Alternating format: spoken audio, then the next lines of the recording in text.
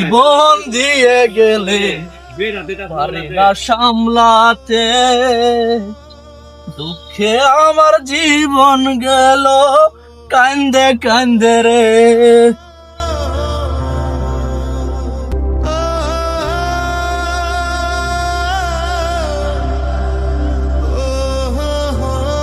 এই নবাব মতন উঠছ, এই নবাব, এই নবাব উঠছ।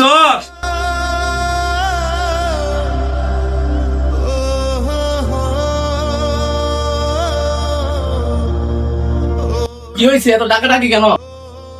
সুখ পরে তোর হয়েছে, একজনে খেতে খামারে খাইতে মরতেছে আর তুই ঘুম পারত। আইতের 12টা বন্ধ বাজারে আড্ডা দিবি আর সকাল 12টা বন্ধ ঘুম পারবি। এটা আমার জানে কুলাই না, 3 ভাইরে ভাগ করে দিম।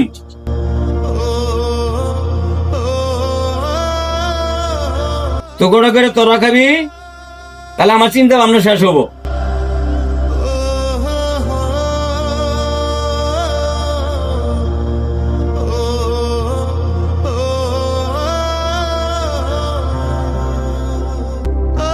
এই যে আর এক নবাব আই বসে।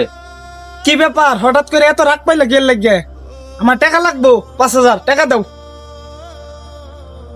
এমনিতেই রাগ পাই আছে, তার মধ্যে আর টিয়া চাস, তুই তো জানোস না তার কি হইল। কলেজ থেকে স্যারেরা 4000 টাকা করে চান্দা ধরছে, কক্সবাজার বেড়াবার যাবো, টাকা লাগবো 5000।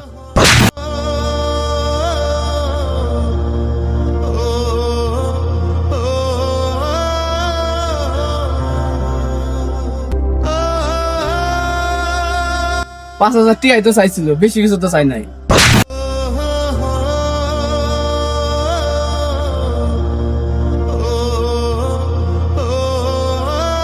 ওকে দুইজনেতে কোনোদিন উপকার হয়েও নাই আর কোনোদিন হবও না।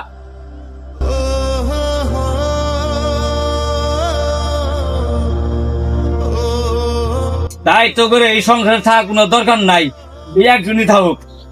যা।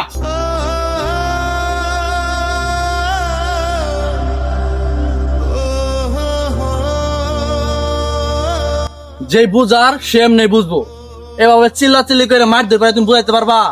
আর আমি বড় ভাই তো আছি, আমি তো হারাই নেই। ওরা আজকে আবেগে আছে, কাম কাজ করে না, তাই তুমি বকা টকা দাও। তুমি তাদেরকে ভালো একটা ব্যবসা ধরিয়ে দাও, ভালো একটা চাকরি ধরিয়ে দাও, এগুলো বাদ দাও। চাকরি না করলে ব্যবসা ধরাই দাও। আর সমস্যা কি, আমি যেহেতু বড় ভাই আছি, আমি তো দেখবো। আর ভাই তোর কাছে একটা কথা, তোরা এগুলো বাদ দিয়ে দে। আমি বড় ভাই হিসেবে তোর অনেক দেখছি, আমি আরো দেখবো, সমস্যা নাই, কিন্তু তোরা একটা প্রতিষ্ঠিত হ। তুই একটা ব্যবসা ধর, তুই একটা ব্যবসা ধর, সামনে ভবিষ্যৎ আছে, ভালো কিছু কর। আমি তো পাশে আছি, আর তুমি আসলে ভালো করে নাম দেখতেছি বিষয়টা।